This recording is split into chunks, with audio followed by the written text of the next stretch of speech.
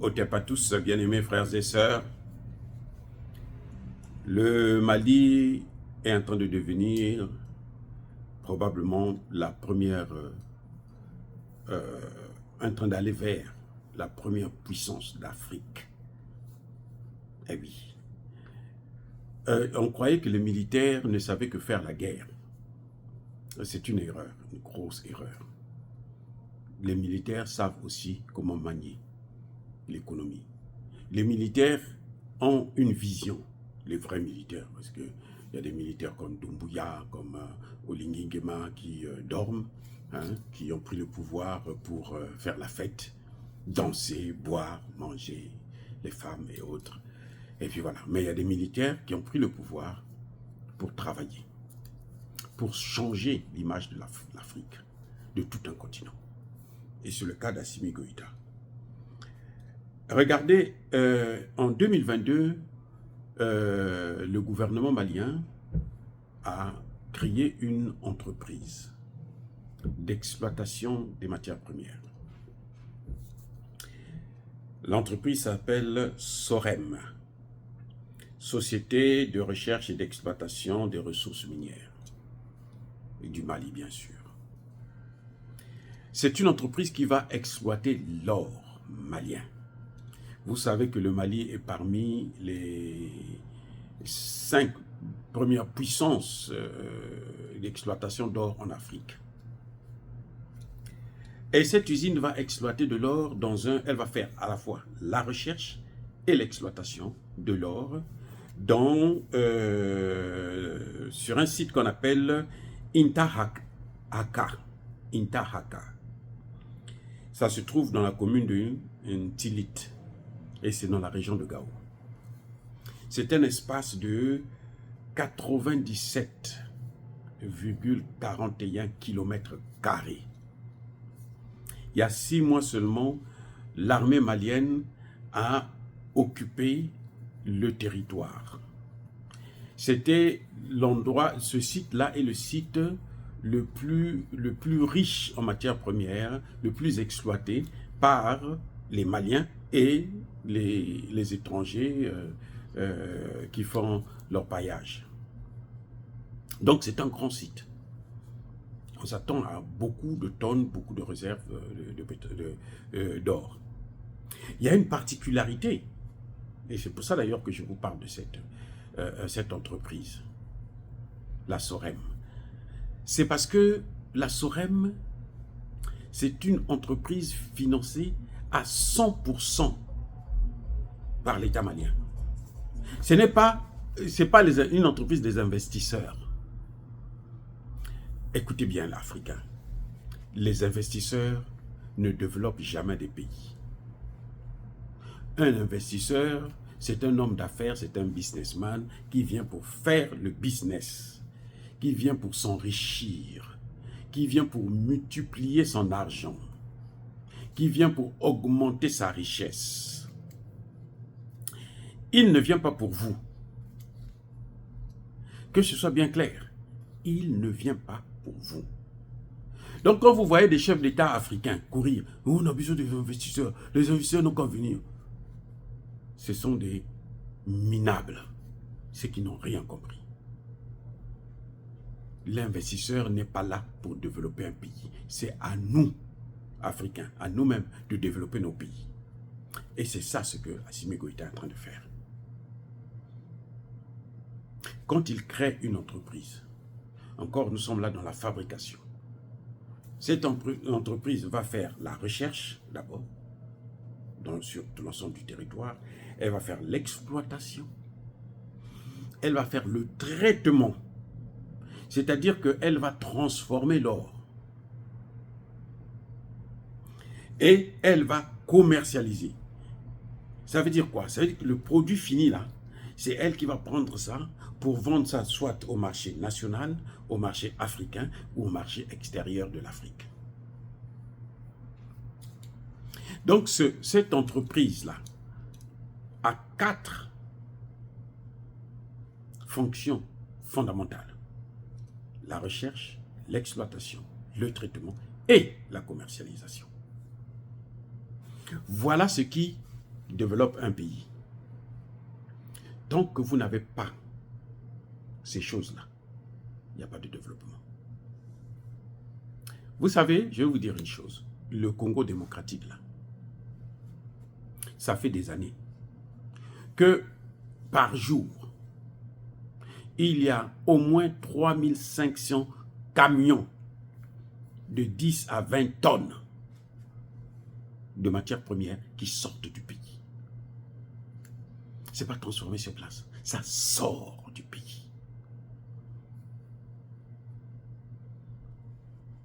Ça fait plusieurs années. Bon, dites-moi, qu'est-ce que vous voyez au Congo là?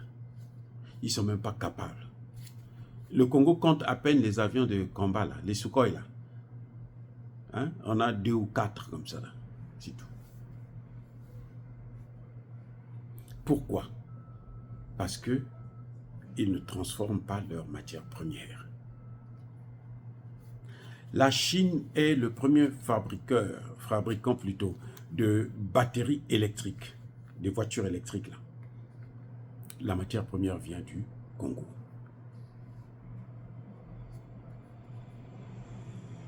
Oui, la Chine pouvait transformer ça sur place, mais les Chinois viennent, ils prennent ça, ils amènent, ils mettent dans des bateaux et tout ça part. Et les routes où ces matières premières la passent là, ce sont des routes, vous savez, quand tu viens, tu regardes, tu dis, mais ça c'est une route ça, c'est une piste. Parce que les dirigeants congolais n'ont pas de vision, et y compris Tshisekedi. Regardez ce que fait le Mali. Vous voyez le Centrafrique essaie de stabiliser. Il n'avance pas. Le Centrafrique est autant riche que le Mali. Mais le président Touadéra cherche des investisseurs. Il passe partout. C'est pour ça que tous les sommets où la France les invite, il est là. La dernière fois, on a failli l'empoisonner à Paris. Parce qu'il part partout pour chercher l'argent des investisseurs. Les investisseurs ne développent pas le pays, qu'ils soient chinois, russes ou qui qu'ils soient. Ce qui développe le pays, c'est ce que fait le Mali. Vous allez quelque part, vous dites, bon, nous on veut tel produit, mais nous on veut aussi être capable de le fabriquer puisque nous avons la matière première. Vous avez la technologie. Je vous vends une partie, moi-même je traite aussi une autre partie. C'est comme ça qu'on s'enrichit petit à petit. Après quelques années, vous maîtrisez la technologie, vous pouvez maintenant faire vous-même. Vous transformez le produit, vous vendez maintenant le produit déjà transformé. Comme c'est des partenaires, vous vendez moins cher. Et c'est gagnant-gagnant. Ou bien ils travaillent avec vous pendant 10 ans, pendant 15 ans, après ils s'en vont, maintenant vous continuez. C'est comme ça que la Chine s'est développée. Donc, cette histoire, cette compagnie-là, Sorem, pour moi, je trouve que c'est ça que nous voulons. Et surtout dans des matières premières comme l'or. Si le Mali contrôle son or, exploite son or, transforme, traite son or, le Mali pourra maintenant avoir des réserves d'or.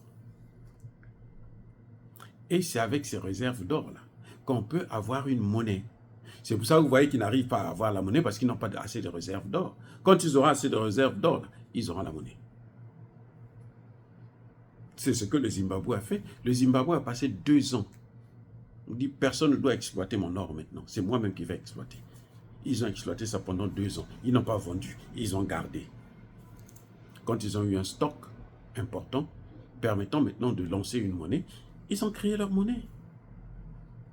Voilà les circonstances. C'est comme ça que ça se passe. Mais tant que vous ne faites pas ça, ne vous attendez pas à ce que vous puissiez un jour vous développer. Vous allez passer de sommet à sommet pour aller quémander, flatter. Et vous serez obligé à un moment donné de sacrifier votre pays. Et même ceux qui viendront après auront du mal. C'est le cas du Sénégal. Il est tellement endetté. Il vit tellement des aides et de subventions. Tous les pays du monde aident le Sénégal. Pour manger, pour payer les salaires chaque mois. Là. l'autre, les deux bandits que vous avez là, Bassirou et Sanko, chaque mois, s'il n'y a pas l'aide extérieure, ils ne payent pas les salaires. Et chaque fois que c'est comme ça, plus vous continuez comme ça, à un moment donné, les autres vont prendre votre pays. C'est pour ça que Macky Sall a conseillé à Bassirou, qui a épousé la sœur de sa femme, qu'il ne faut pas rompre, il ne faut pas dénoncer les accords de pétrole. Je demande qu'on te donne un peu plus seulement, c'est tout. Mais tu ne dénonces pas. Parce que si tu ne dénonces pas, ils vont bloquer. C'est pour ça que je dis que, mais il ne fait rien. C'est le surplace. Il ne pourra rien obtenir. De conséquent, vous avez le pétrole, cherchez maintenant à avoir la technologie de transformation du pétrole. Il y a peu de pays africains qui transforment le pétrole. Vous voyez le Niger? Le Niger a déjà une usine de transformation. Vous allez me dire que ce n'est pas Tiani qui a amené ça, mais Tiani a terminé le projet et puis Tiani va lancer ça maintenant. Le pétrole qui va au Bénin, ce n'est pas tout le pétrole, une partie reste et transformée là au Niger. C'est ça qu'on appelle, qui permet le développement. Ce n'est pas parce que quelqu'un vient, il dit, bon, moi je veux créer une telle usine. Bon, il va travailler, quand il aura assez d'argent, il s'en va. Il travaille, il prend les devises là, il fait partir chez lui. Vous allez faire quoi? C'est son argent à lui. Vous avez 3, 5, 10, 15 employés. Après tout, ça fait quoi? Ça ne développe pas le pays. Quand il part là, c'est fini, surtout qu'on n'a même pas de système de retraite. C'est la misère. Donc, nous félicitons le président Assimi Goïta encore dans ce domaine-là, de transformer, exploiter, transformer et commercialiser son or. Et j'espère qu'ils feront la même chose pour le pétrole et pour le gaz. Parce qu'il y a aussi beaucoup de pétrole et beaucoup de gaz au Mali. Voilà. Oh, bien-aimés frères et sœurs. Et j'espère que les pays comme le Centrafrique, le Congo démocratique vont prendre de la graine. Pour savoir que quand on va vers un pays comme la Chine, qui est prête, qui a la technologie, qui est prête à vous vendre ça, elle a besoin d'argent pour continuer à se développer et dominer le monde. Vous lui vendez, vous achetez la technologie. N'allez pas prendre des prêts pour acheter des vestes. Allez prendre des prêts pour créer la richesse chez vous. Et la richesse, la création de la richesse passe par la création des entreprises financées par l'État, même si c'est de l'argent que vous avez emprunté, mais vous financez et ça va, quand ça va rapporter, vous payez vos dettes et puis après quelques années, vous êtes libre.